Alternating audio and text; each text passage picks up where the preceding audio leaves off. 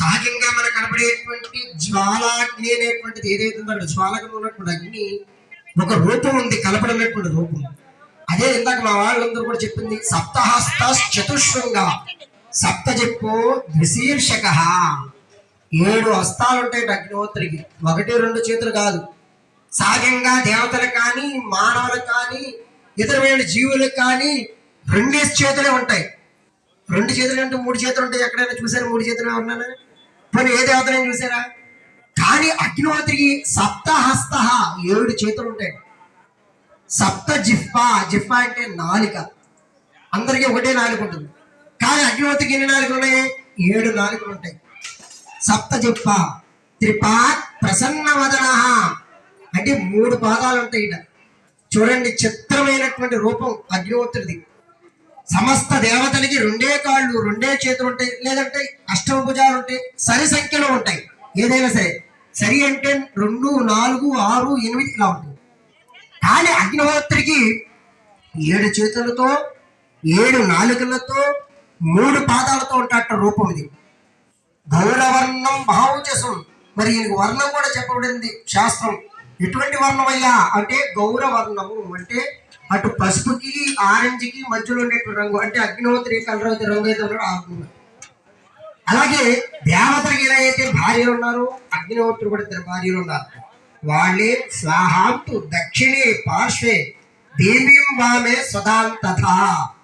దక్షిణ పక్కన స్వాహాదేవి ఉంటే ఉత్తరం పక్కన స్వాహాదేవి. స్వాహ స్వహ స్వదా.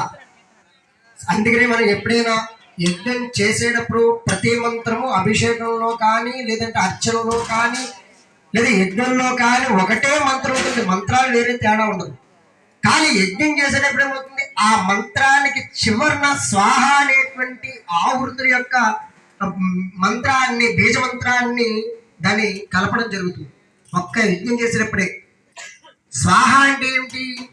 ఓ అగ్నిహోత్ర, నేను ఫలానా దేవతని ఇక్కడ నీ ముఖముగా, అగ్ని ముఖంగా, నీ ముఖంగా పిలుస్తున్నాను కాబట్టి ఈ హవిష్యు అనేటువంటి ఏదైతే ఉందో, నేను ఇచ్చే ద్రవ్యాలు ఏవైతే ఉన్నాయో ఈ ద్రవ్యాన్ని స్వీకరించి ఆ దేవతకు అందించి సత్ఫలితాన్ని కల్పించు. ఆ భావన మీద ప్రతి మంత్రానికి చివరిలో స్వాహ. అప్పుడే అగ్నిహోత్రుడు 7 నాలుకలు బయటికి తీసుకుంటాట. మన స్వాహ పలికేమనుకోండి, ఇంకా అది ఆ ద్రవ్యాన్ని స్వీకరించేసినట్టే. అందుకనే చాలా మంది మనవాళ్ళు పెద్దవాళ్ళు కొన్ని చిత్రంగా మనకి సామెతల్లో చెప్తూ ఉంటారు. ఏదైనా వస్తువు పట్టుకెళ్ళానుకో, మరే పలానా వస్తువు పలానా వాడు స్వాహ చేశాడా. స్వాహ చేశాడంటే తీసుకు వెళ్ళాడు, పట్టుకు వెళ్ళాడు, పుచ్చుకున్నాడు, గ్రహించాడు, అనేక అర్థాలు భావాది.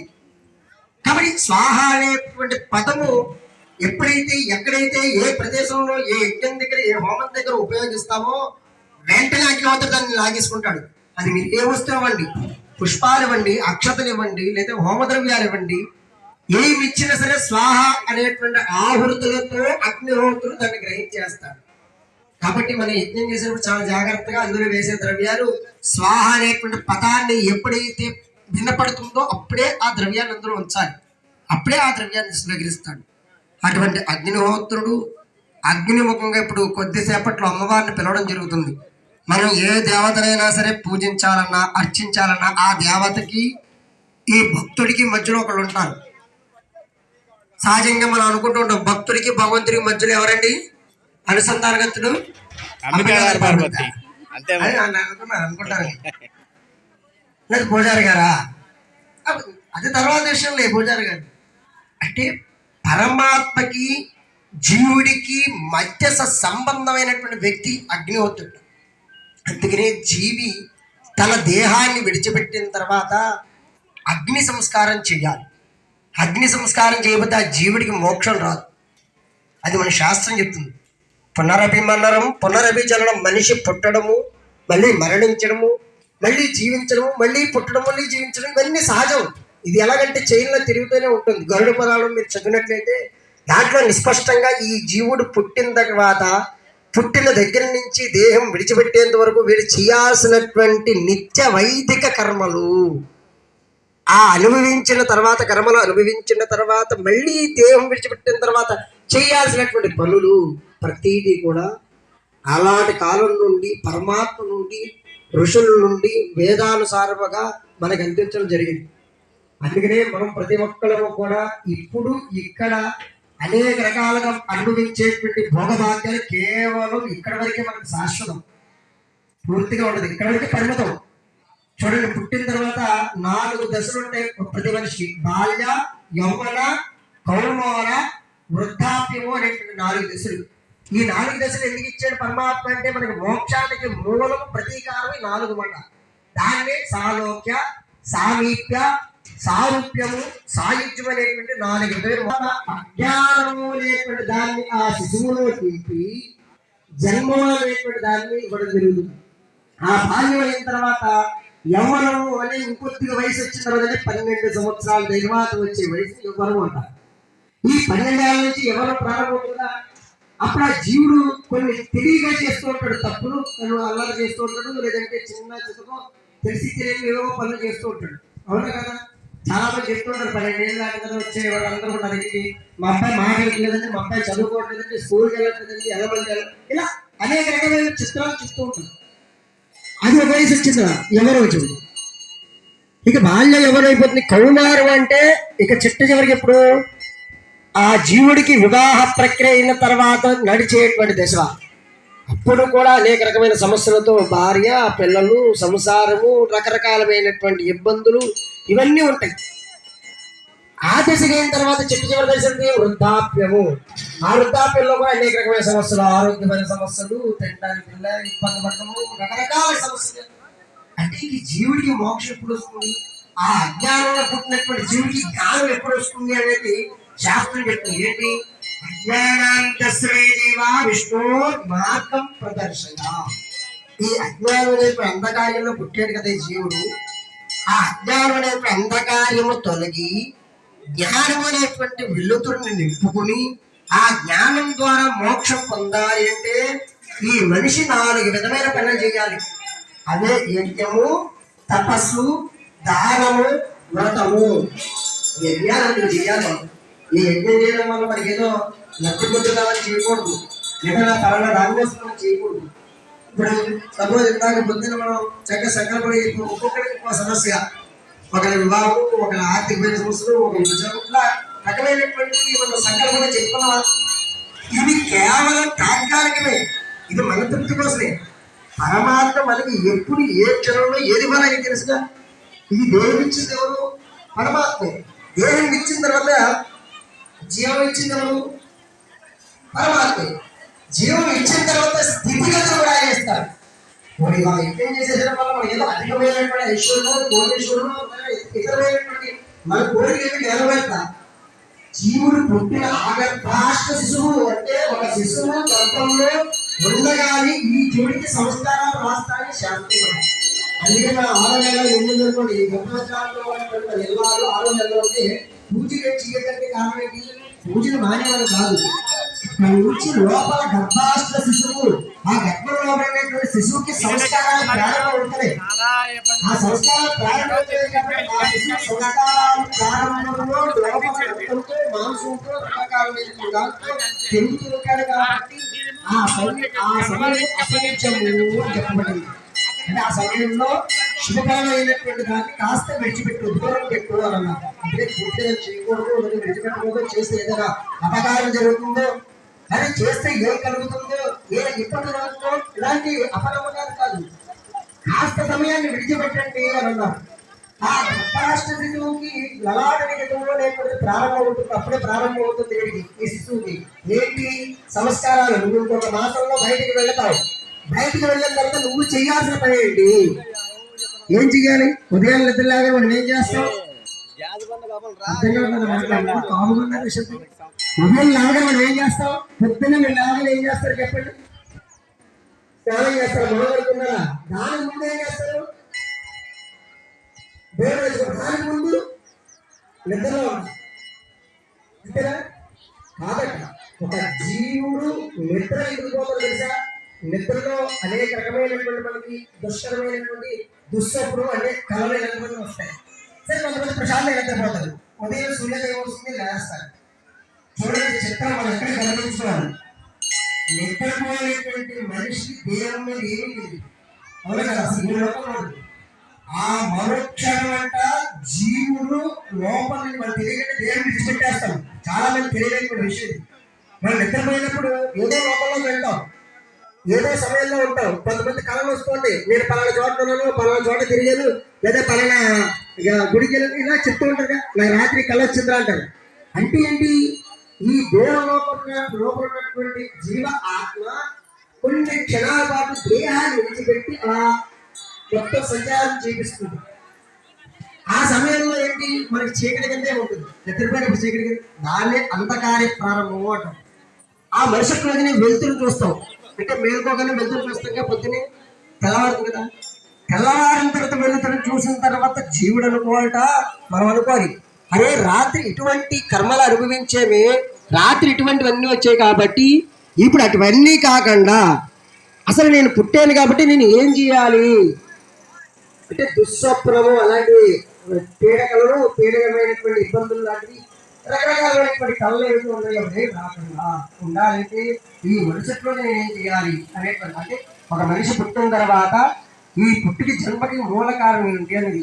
కానీ మన ఉదయం లేవడాన్ని కాస్త సూర్య నమస్కారము ఇవన్నీ కూడా విడిచిపెట్టాం. సూర్య నమస్కారం ఎందుకు చేయాలంటే అది చేయాలని చెప్పారు. కాబట్టి అటువంటి సంస్కారాలు ఎవరైతే అగ్నిముఖంగా ఆవృత్తి సమర్పిస్తారో ఈ యజ్ఞం వల్ల మోక్షం వస్తుంది. అది ఇందాక చెప్పిన 4 విధాలు మోక్షం వస్తుంది. కాబట్టి ఈ రోజు చాలా పరమ పవిత్రమైనటువంటి రోజు. మీ అందరికీ తెలిసే ఏ రోజు ఇవాళ? కార్తీక మాసము అమావాస్య ఆదివారం. అమావాస్యకి ఆదివారం సంబంధం ఏంటి గుర్తుపెట్టుకోండి. అమావాస్య ఆదివారము కానీ, అమావాస్య విశాఖ నక్షత్రం కానీ, అమావాస్య సర్ప సంబంధమైన ఆశ్లేష నక్షత్రం కానీ వచ్చినట్లయితే ఆ రోజు సమస్త దేవతలు ఉంటారు. అందుకనే అమావాస్య ఆదివారం వచ్చినట్టు చాలా శక్తివంతమైన రోజుగా మనం చెప్పండి. ఇప్పుడు మనకంటే చాలా వాడికలు తక్కువ. అమావాస్యని చాలా కొద్దిగా వేరేగా భావిస్తూ ఉంటాం. రావువారు మన రావులవారు ఆ నిమిషం మనం భావించే దేవతలు. పితృదేవతలు అంటే ఎవరు? మన పూర్వీకులు. వీళ్ళ ఇద్దరు కూడా సంచరించేటువంటి మాసం నెలలో ఒక రోజు అమావాస్య. అందుకనే అమావాస్య రోజు నాడు పితృదేవతలకు ఏమైనా సరే పిండ ప్రదానం కానీ, వస్త్రాలు కానీ, దానాలు కానీ చేస్తే తొందరగా వాళ్ళకి లభిస్తుంది ఆ ప్రతిభ.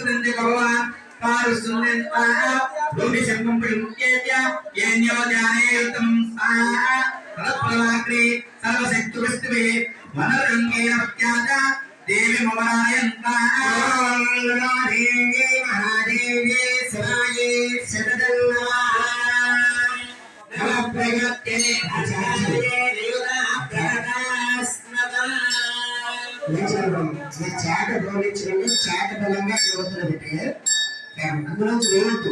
చాట బలంగా సమర్పించింది.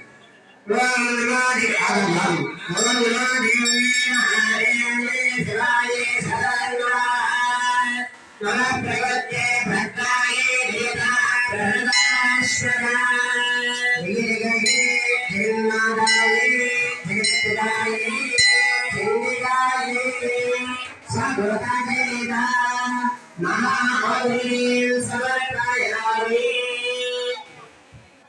बोलो नंदा भवानी माता की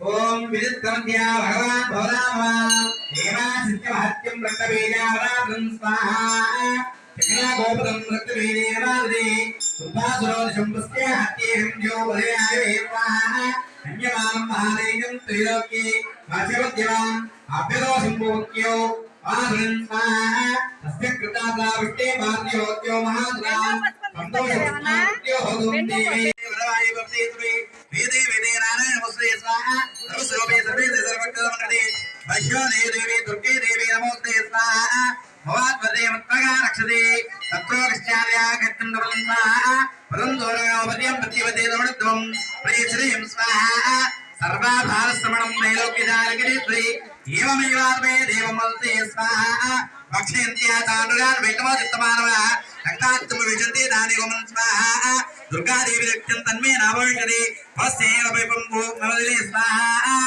रामरे मावलोक्तत्या सर्वदः यत्थं युधा युधा भाधा दोति भविष्यति स्वाहा తీసుకోండి ఓం నమో దేవే మహాదేవే శివాయ సదర నమః భద్రగత్తే భద్రాయే వేదా ప్రదాశ్వతా వేదయాయే జగన్నాథాయే జగత్పితాయే చండియాయే సగుణాయే మహావిజయం సమర్పయామి భవాని మాతాకి ఇంకొక 2 ఆవుతులు మాత్రమే ఉన్నాయి 12వ అధ్యాయం జరుగుతుంది యజమాని గమనందరూ కూడా కొంచెం కొంచెం వేస్తూ ఉండండి చివరి అధ్యాయం అప్పుడు మిగతా మీకు అందరికీ ద్రవ్యస్తారు పూర్తి అధ్యాయాన్ని మొత్తం వేయచ్చు అప్పటి వరకు కూడా కొంచెం కొంచెం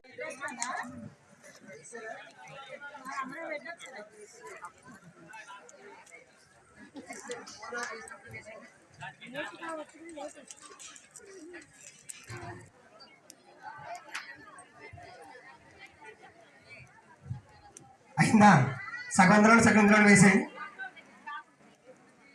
మా దయచేసి మీద భక్తులందరూ కూడా ఒక్క 2 నిమిషాల పాటు ఎవరి స్థానాల్లో వాళ్ళు కూర్చోవాలి ఒక 2 నిమిషాలు కూర్చుంటే 2 సెకండ్లు 2